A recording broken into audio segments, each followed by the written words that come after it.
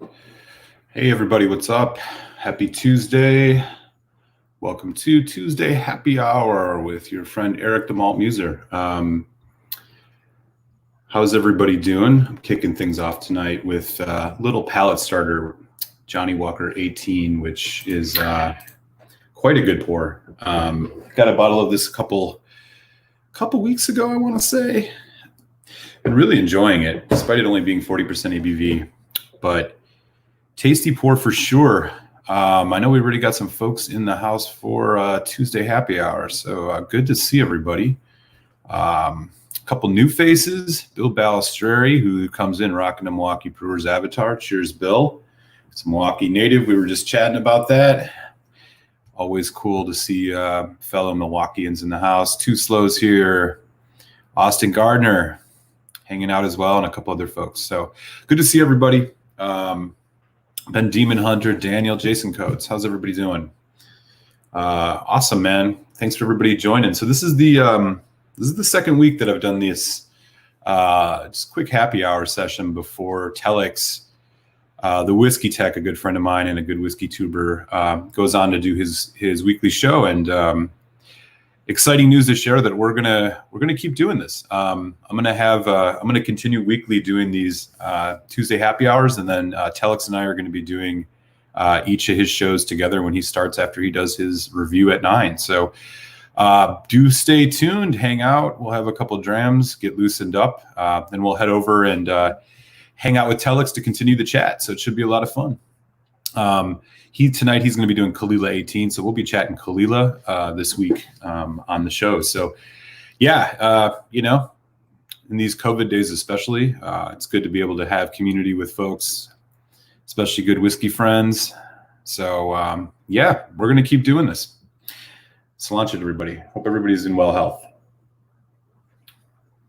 So I'm starting things off tonight just with a little Johnny Walker 18. Actually, the next thing I'm going to pour is something really nice I just picked up this week. It's a 200 centiliter bottle, hand-filled exclusive bottle, 10-year-old Bunnahabhain Manzanilla cask. It's got the handwriting. It says who filled the bottle. This was filled on October 15th of last year, 55.1% ABV. Yeah, man, hand-filled straight from the Bunnahabhain distillery. Really excited to get some of this in the glass, natural color, unchill filtered. So 10 years old. We'll be having a little bit of this shortly, but be interested if anybody's had any of these Bunnahabhains, or what's in everybody's glass tonight. What's going on? What's everybody pouring for happy hour? Let's see what's happening. All right. Yeah, we got some folks in the house. Peter White. Nice to see you, Peter. Happy Tuesday. Andrew Page is here as well. Ben Demon Hunter. Page asking what's in the glass. Yeah, this is the Johnny Walker 18. I'll be doing a review of this relatively soon. As you can see, I've put a pretty good dent in it for having this maybe just shy of a month. Interesting on this Johnny Walker 18. So for a while, the 18 was called the Gold 18. Then it was called the Johnny Walker Platinum, which was the 18. And then they reformulated it again. And now it's just straight up called Johnny Walker 18. It comes in this big ass box, cardboard, pretty thick cardboard, clearly like a gift presentation type thing. It says it's got up to 18 unique scotches actually in here. So not only 18 years old, but 18-year-old whiskeys. It doesn't say much more on here. I would say that this one is predominantly more like sweeter and more rounded than the favorite of mine, the green, which I think has a bit more of a smoky note and is also bottled a little ABV higher, but this is nothing to sneeze at. It's a really, really solid 18-year-old. Can be a little bit more pricey than you'd want. I think this was in that $80 range, but you can probably find it cheaper too. Not bad stuff. Definitely a good way to get started. It's got a really nice kind of bourbon creaminess to it. Slight hint of smoke, but not much. And definitely some sherry notes in this too. So let me take a look at the box here and see if it actually says, okay, so it does actually mention, so it's got Cardew in it, which is something you find a lot in these. Glenelgan, interesting. Doesn't actually say where the peat smoke comes from, the smokiness, but I'm assuming it's probably Talisker. They tend to use a lot of Talisker stuff in the Johnnie Walker blends, sometimes Kahlua too, but yeah, not a bad pour. Oh, wow. So Bill Balistreri, who's just joined us this week, just popped open an Octomore 6.1. Damn. That's a heavy pour right there, man. Is that your first pour of the night? That's going to fry your palate. Enjoy that, though. I haven't had the chance to try it yet. Let's see what everybody else is drinking. Andrew Page, Portuskeg 8. Nice. Daniel's got an Ardbeg 10. Classic, man. Good stuff. Good stuff. Ben Demon Hunter did a dry week. Is that dry weekend tonight? Wasn't the Johnnie Walker 18 the centenarian or something like that as well? Yeah, it might have been. I mean, there's so many Johnnie Walkers, you know. I do know, like, the green is now an NAS, or the gold is now an NAS, but it used to be called the Gold 18. And then it was the Platinum, and then they got rid of that. Now it's just the straight up 18. Not sure the centenary or not. I think it might have been. I know what you're talking about. I just don't know for sure. Cool. It's good though, I'm telling you. Oh man, yeah. Everybody's got good pours going tonight so far. Austin Gardner, 15-year-old Knob Creek store pick in my glass, big hit. Yeah, man. Those Knob Creek store picks, you can't go wrong. That's the Knob Creek single barrel. Basically, their store select program is so robust that I think the regular release of the Knob Creek's single barrel is a 9-year. It's 9-year, 60% ABV. But so many stores will either do their own barrel picks. I have a couple that are 15 years. I've seen 13-year, 12-year, and they're all like sub $50. I mean, if you ever see those at the store, they're must buys. One of the best values in bourbon, in my opinion. Multi Golfers here. What's up? How you doing? Wow, you got a lot of stuff going on tonight. Port Charlotte Isla Barley, Pikesville 6, 27 signatory vintage on that Isla Barley. Ooh, wow. That sounds really delicious. And you'll enjoy that for sure. Good stuff. All right. Time to try out this Buna. As I said, it's a 200 mil. Apparently they sell a whole bunch of these. They vary in age from like, they have some 9s that are like Oloroso. They got some Palacortos. They got, or Catado, whatever's. They got a whole bunch of these.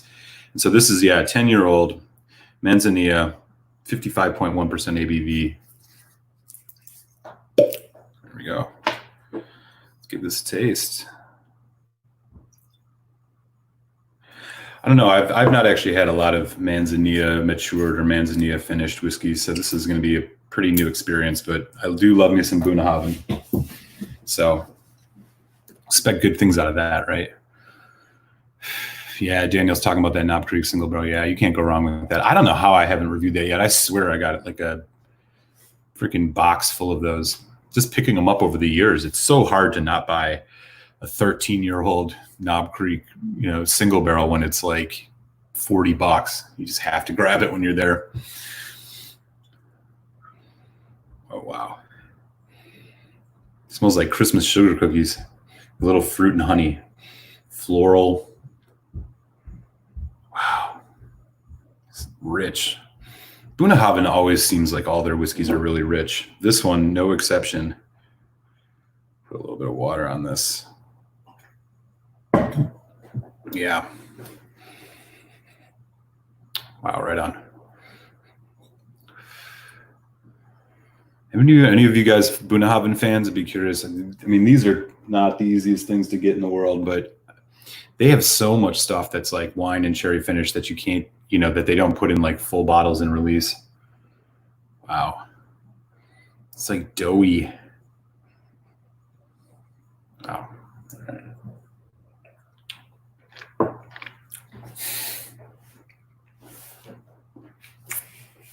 Mm-hmm.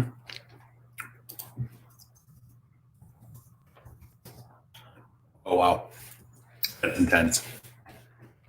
Almond. Like a nougat almond thing going on too. Really, really good.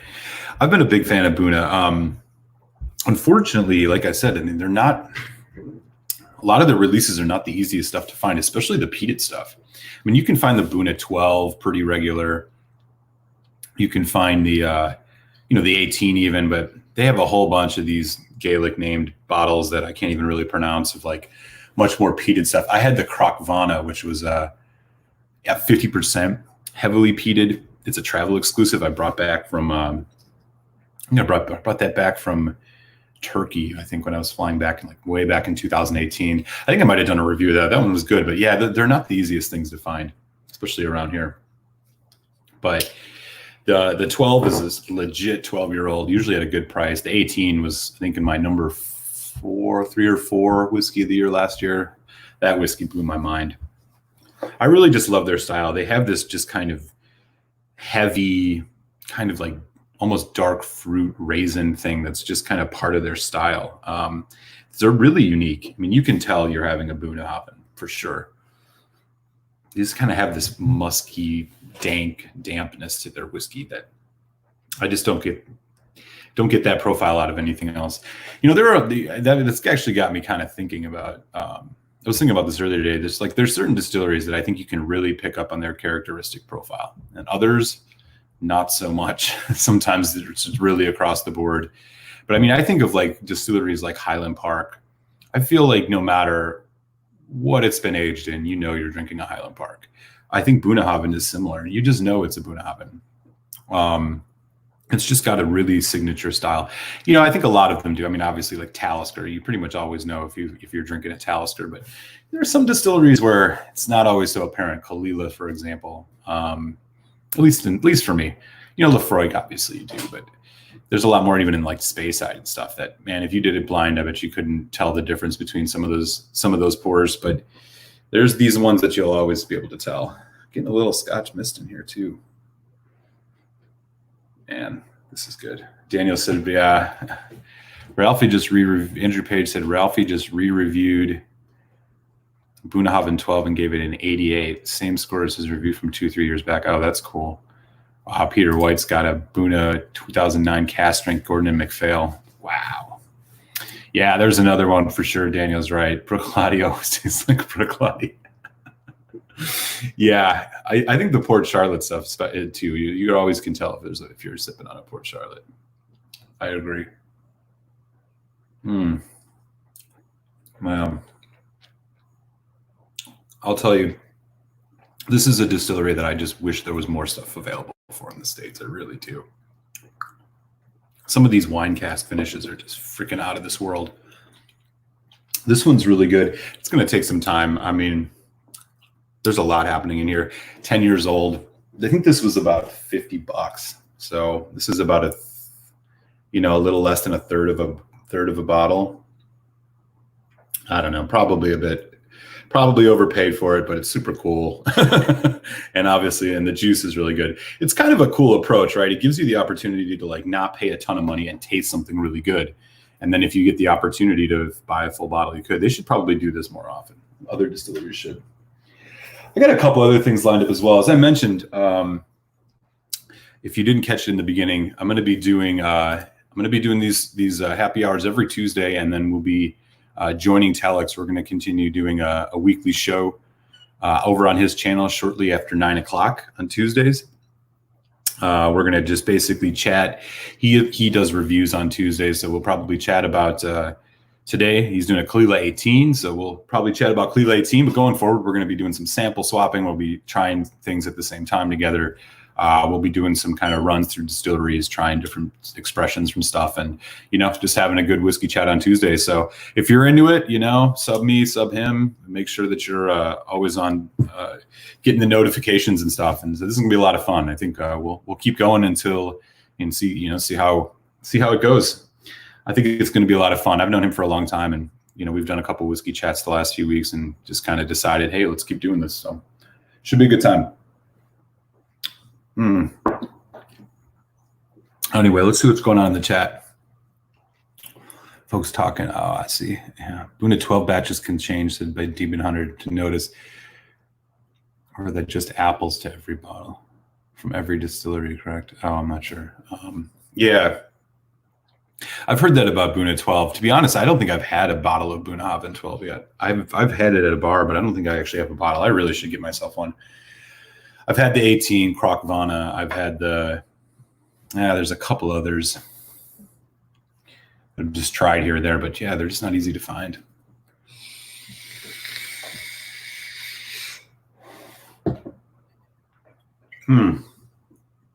So later on tonight, the other things I got lined up, I'm going to be going back to a favorite, which I reviewed not too long ago. This is Berry Brothers and Rudd Kalila. 2007 was the year it was distilled. This is 55% ABV, cask strength, 11-year-old. Yeah. Non-chill, natural color. This was a really good pour and stupidly underpriced, which was awesome. And then I'm going to go to an old favorite, which I haven't had in a while. Familiar with this one all, the Chag 10. Really good peated scotch from the Isle of Mull. Yeah, Isle of Mull. They come out of Tobermory. This is a really good bottle. And I like how they're not flashy at all with the advertising on this one. Just straight up black box with a little bit of design. Really clear, unchill filtered right on the top. Chag knows who they're trying to sell their whiskey to, y'all. Yeah, so this is a nice peaty whiskey. Not like Lafroig peaty, but really good. 46.3%. Yeah, get into a little bit of that later. But yeah. So let's see what else is going on. Oh, Jason Coates says, yeah, Chag 10 solid stuff. Yeah, man. I didn't know anything about Chag until I caught a whiskey review. I remember who did it. It might have been Foodquig. And he was just going on and on about how he loved that whiskey. This was a few years back. And so I sought it out because while it's not an Isla distillery, Tobermory, it's still a heavily peated scotch. Or, well, I wouldn't say heavily peated, but it's still a nicely peated scotch. More than like a Highland Park, but not necessarily as much as like a Lagavulin. But it's really good. It kind of fits right in that middle range. Yeah, really enjoy it. Daniel said, has anybody had the Glenmorangie Quinta Rubin 14 yet? Found a bottle for $35 today. Yeah, buy that for sure. The Quinta Rubin, yeah, actually, I think I reviewed the 12. I might have done both. I'm actually not sure, but I know I did the 12 or the 14 for sure, and I might have done the 12. I think it's really good. I'm a Glenmorangie fan. I think that 14 year is really solid. It's $35. That's a steal. I mean, you should get two if you can. That's really, really cheap, man. I don't think I've ever seen it that cheap. I think the cheapest I've seen the Quinta Rubin is which is a port. It's a port finish Glenmorangie. For folks who've never had it. I don't think I've seen that cheaper than $55. So that's a steal. It's good. It's really good. I mean, I like the 12. And so this one I think you'll like a lot too. Octomore 601, 6.1. Yeah, I haven't had really much Octomore. I had a sample of one. I just don't remember which one it was. It was all right. I know they're quite expensive. And Demon, yeah, to be fair, just getting through the neck pour right now, says Bill. Oh, right on. Andrew Page, I just picked up a bottle of Chag 19 at Total Wine yesterday. Good value for $55. Wow, really? $55 for a 19-year-old Chag? Damn, man. Which Total Wine were you at? I know you're in PA, or you're in the PA area. You must have went across the border for that. Jersey? Cherry Hill? If so, I might have to swing out there. That's crazy cheap. 19-year-old Chag. I can't even believe that. That's unbelievable. Their older bottles, like the PX, are supposed to be amazing. Yeah, I have a bottle of the 18 actually that I bought in London. I bought it at the Whisky Exchange, and I brought it back here. A bottle of the Chag 18. But damn, now seeing the price you're finding the 19, that might be the best deal. One of the best deals I've ever seen. Daniel, I bought several bottles of Quinta Rubin. Okay, got it. It's normally around 50 here, but they told me today they were going to move the price to $39.99 for good on the 14-year-old. Holy cow. Wow. Why would they go that cheap? That was an interesting one because it was a 12-year-old whiskey and then they moved it up to 14 years, which I thought was interesting. Either way, good stuff. That's a great deal. Ben Demons Hunter said, how is the La Santa? Lucas is interested in it. Both of us haven't had Glenmorangie yet. The La Santa is really good. So that Glenmorangie in general, I guess is the way I would describe it. It's kind of malty and sweet and light. They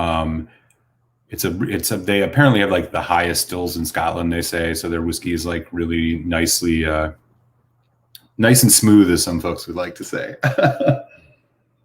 But they do so many different finishes on an already good malt. And the La Santa that's the Oloroso sherry.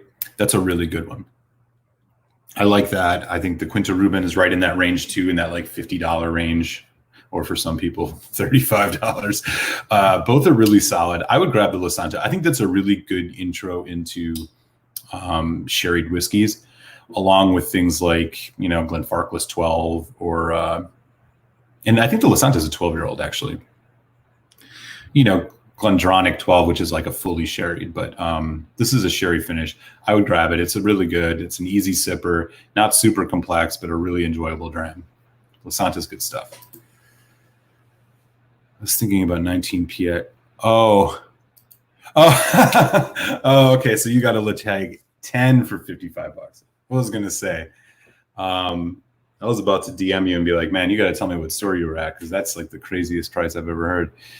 Can't really go wrong with Glenmorangie, says Daniel. The 18 is awesome. Yeah, the 18 is really good. 18 is a really good Glenmorangie. Man, you got us excited about that. I was like, how quickly can we get to Total Wine and buy every Letag 19 they have for $55? Too funny, man. Anyways, this Buna is fantastic. It's rich, heavy, chocolatey, really chocolatey, like milk chocolate finish. Finish goes on really long. Man, I'd be in trouble if I had access to a lot of these wine finished Bunas, man. They're so good. There's like a serious kind of dark espresso coffee thing going on in this too, man. They got to start getting more stuff over here to the States. Yeah, that's a good pour. $50. Obviously, not getting a ton of juice, but it's all good. Yeah, that was solid. I think we'll do some of this Letag 10 next. It'll be a good thing to get in the glass and get ready. I know our friend Telex is going to be doing, or maybe I'll do the Kalila, because I know he's going to do Kalila.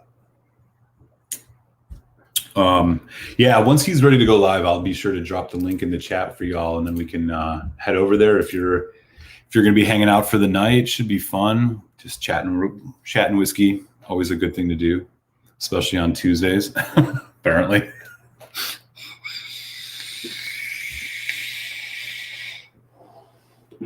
Yeah, maybe one other thing to just carry us through until we get to the peat. I'm not quite ready for the peat yet.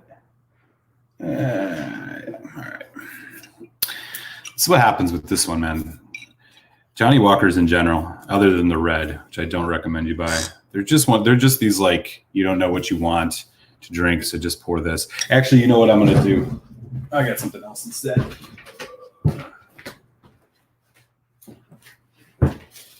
Another nice standard, good one to have around the house for occasions when you don't know what you want.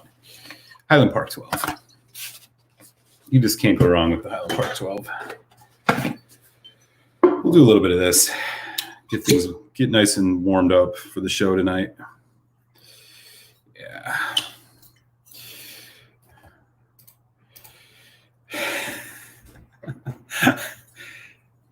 Listen to the wise words of my man Jason Coates here. He knows what's up.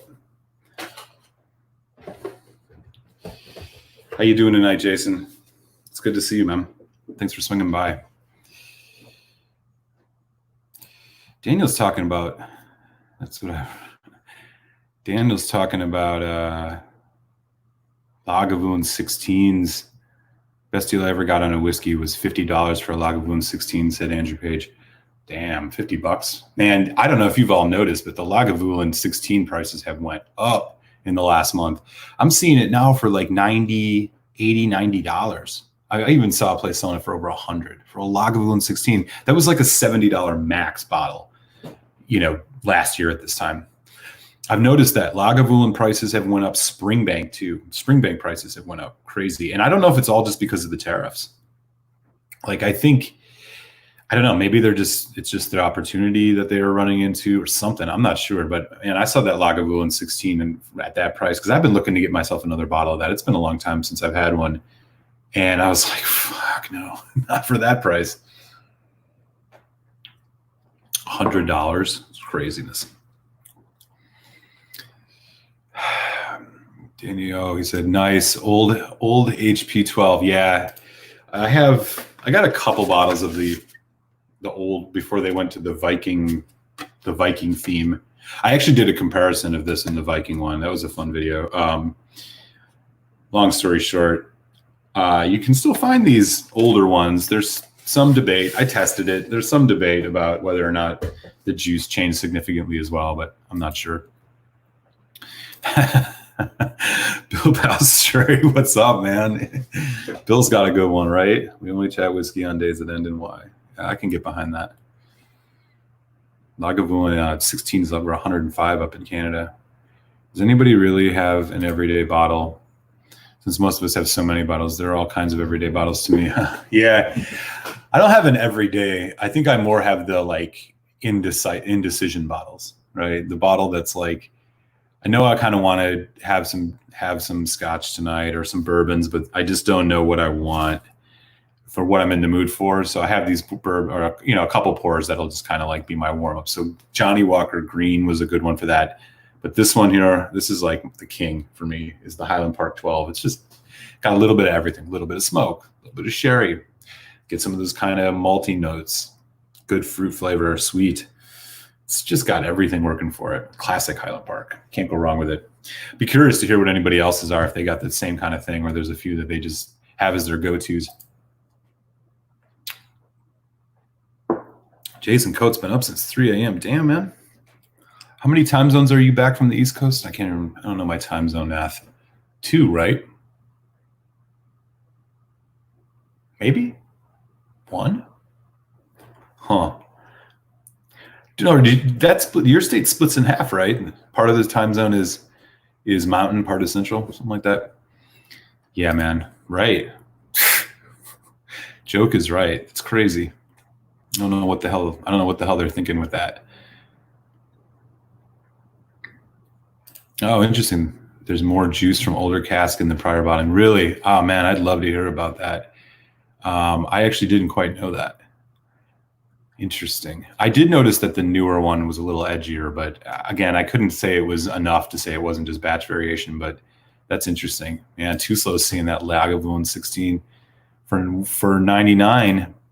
$120. Come on, what is this? Daniel, over 100. Yeah, man, forget that. I guess I won't be drinking any Lagavulin 16 anytime soon. It's not my favorite pour anyways, but still, it's a good one. Yeah, Andrew Page, you're right, man. The Springbank 10 has went up a lot too. It's crazy. Ben, appreciate your enthusiasm for Highland Park 12. I'm looking forward to sharing a dram with Lucas when things get back to normal. Yeah, man. I'll go to the Met for Highland Park 12. Even the Viking Honor one, I don't know. If you can find one of the non-Viking label ones, I'd say that one's probably the one to grab, but it's just a great pour. Mm-hmm. Yeah, there was a 25% tariff put on a bunch of stuff from Europe, some kind of trade war stuff between the US and the EU. And Scotch whiskey it was like 25%. It's so far, I haven't noticed the prices get too bad, except again on Springbank and Lagavulin. I just don't know if it's related to the tariff or not, or if they're just jacking up their prices. But other distilleries, the price has been relatively the same. I think it says like stores are starting to get a lot more new stock as we're getting towards the middle of the year, and we might start seeing things get more expensive, which really sucks. Andrew Page, bottle of HP 12, only about 9 scotches at the moment. They're all Islas and Islands. Yeah. Ooh, Compass Box, no name too. That's a good pour. Yeah. Highland Park 12 is just one of these, again, like it was probably, I don't know, maybe I got it definitely within my first year of drinking scotch for sure. As I started tasting stuff and learning more about it, I think Highland Park, I always saw it as, one of these kind of big distilleries that I'd never tried. So I finally got myself some. I bought the 12, and then I bought the 15, and then I bought the 18. The 18 is a really good Highland Park. I recently got this. This is the Highland Park 21. They just they used to do this, then they took it off for a while. Now it's back. This is the 2019 release, 46% ABV. Apparently it's got, I'll do a review of this eventually, but I haven't even opened it yet, but I'm real excited about this one. This is a little treat to get me through the coronavirus pandemic. Highland Park 21, right? Can't go wrong with that. Should be good. All right. Anyways, Daniel found an older HP 12 months ago. Yeah. Be curious if you all are, anybody here not a fan of Highland Park 12. That would be an interesting thing. I'm not sure. I mean, I can understand it not being a go-to bottle, but I don't know. I don't meet too many folks that at least don't appreciate it. And it's a good profile of their style. I just think they have a really signature style. They have this kind of, it's nice, fruity, malty honey. And then there's this like wisp of this kind of sweet smoke in the background. It's really good.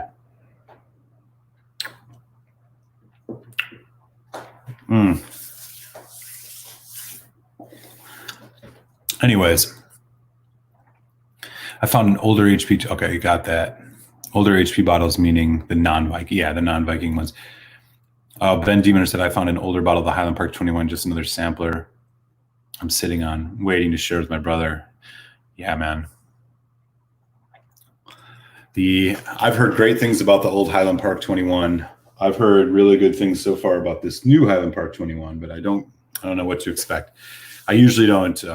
It's only recently that I've actually even been picking up whiskeys that are, for the most part, older than 18 years. It's only when I can find a deal. Jason Coates is a big fan of the old HP 12. Cracked the older HP 18 a few weeks ago on my birthday. Oh, nice. Oh, well, a couple weeks ago. Happy birthday, man, belatedly. HP 18 is nothing to sneeze at for your birthday. I've never had the old HP 18. I've only had the Viking Pride or whatever it's called. I think it's called the Viking Pride. I don't know. Everything's got a Viking name now with Highland Park. Although this 21 doesn't. The 21 is just the straight up 21. They don't call it a Viking, but they do have the Viking looking bottle. That's for sure. I guess they're doing that with everything when they emboss all those designs and stuff on it. They got real into that. I wonder if it's a sign of things to come as distilleries. I don't know. I feel like it's a little bit gimmicky. But, if more people are going to try single malts and they're not going to, if more people are going to pick up a Highland Park instead of a Glenlivet 12 or Glenfiddich 12 or worse. I mean, not even those. If they're going to pick up this and spend the money instead of getting like a Johnny Walker Red and saying how they don't like scotch after they drink it, and they're going to pick up something this quality, maybe it ain't all so bad. But it is a little bit on the, I don't know. It's a little gimmicky. There's clearly like a lot of marketing going into that. Right on. Man, lots of folks still chatting. This is cool. Richie Z is in the house. Richie, what's up, buddy? Nice to see you. It's been a while. Hope you're doing well, staying safe, being well, all that. Daniel said, did everybody notice the Highland Park 18 stuff came out when Vikings on History Channel became popular? I didn't know that. I actually thought they were just trying to attach themselves to like the Game of Thrones craze, but it might be both. I don't know. I like their old packaging. They had a really unique looking bottles. I don't know why they changed it, but somebody who knows more about advertising than me figured out that's the way to sell whiskey. So I guess. Yeah, cool, man. Good to see you, Richie. Thanks for swinging by. We're going to hang out for just a few more minutes. I'll let you know when we're ready to head on over to do the Telex Malt Show with my boy Telex, the Whiskey Tech, who's going to be talking about Kalila 18. Should be getting that linked pretty soon. I'll drop it in the chat. Jason Coates, fantastic. The full volume is fantastic, as long as it's not the sherry that you love in Highland Park. As long as, oh yeah. So a couple other ones. I recently also am getting a bottle of the 16-year Highland Park called the Twisted Tattoo or something like that, which is supposed to be good. It's like, I think it's Spanish wine cask as well as ex-bourbon. Can't go wrong. It wasn't bad either. It was a 16-year-old. It was like $75.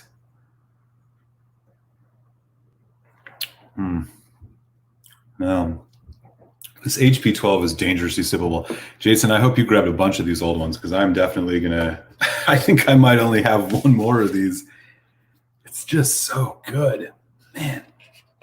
Yeah, I'm gonna have to pour a little bit more of this in the glass, y'all. You just can't have one. You just can't have one of these. It's ridiculous. I think these are natural colors. So like Highland Park is interesting.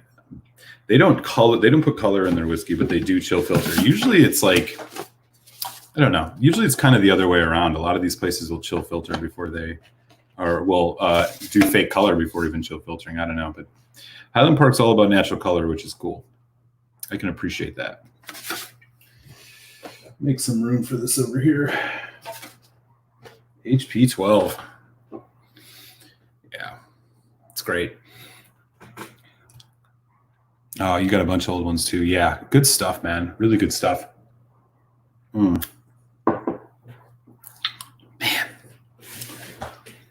Can't go wrong with the Highland Park 12. Yeah, I'd be curious if anybody else has opinions on Highland Park in general. I don't know if anybody has favorites. I'm assuming y'all probably fans of the 18 at least, right? The 18 is hyped. I use this website to learn a lot about whiskey called distiller.com, and the Highland Park 12 is actually, I think, their highest rated whiskey, or not the 12, the 18. Sorry, the Highland Park 18, along with a Lecheg 26-year-old, something like that, or no, the Hibiki 21. They both give it like 99 out of 100. So when I first got into whiskey, I remember reading that about the 18, and I was like, oh man, this is going to be like the killer whiskey of all. I finally got a bottle, and I liked it a lot. It wasn't my favorite 18-year-old. Last year I was doing reviews of a lot of 18s. So it wasn't my favorite one, but it was good. It was definitely good. I think it was around, at the time, in that like 120, 130 range, which seems to be about steady for the Highland Park 18, but man, the way things look like they're going, don't be surprised this stuff is going to get even more expensive, which will get really annoying. Yeah, I haven't seen a price jump. I'd be curious just to see. Highland Park 18. Yeah, right. That's still hanging in there in that like 120, 130 range.